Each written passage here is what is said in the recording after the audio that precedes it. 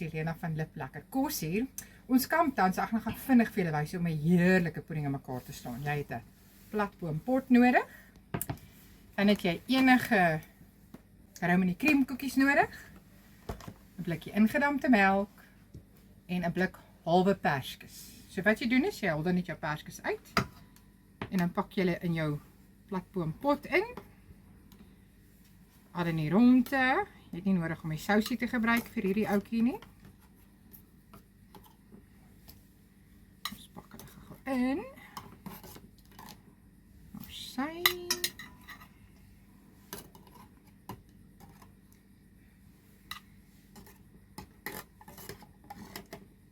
Hierdie is natuurlik baie lekker as jy potjie kos maak of saam met braaivleis.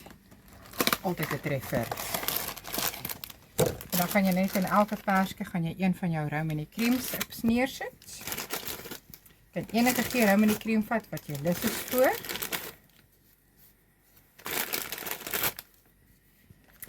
En dan gaan jy 'n blikkie ideomelk vat en dan gaan jy net ideomelk ingooi.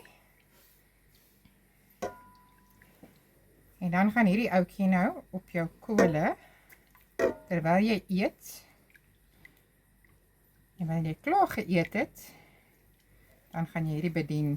Jy kan dit net so bedien of saam met vanilla roomys.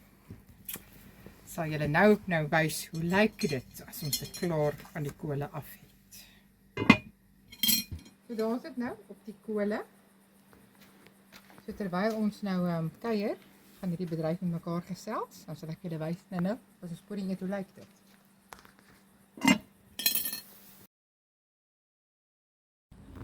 Okay. Daar sy, daar is ons puddingkie nou reg om geskep te word. Kan jy die velletjies so 'n bietjie eenkant sit en dan skep jy van daai boel oor. En daar het jy 'n heerlike pudding. Jy kan dit bedien net so of met vanilla roomys. Enjoy! Like and subscribe my channel.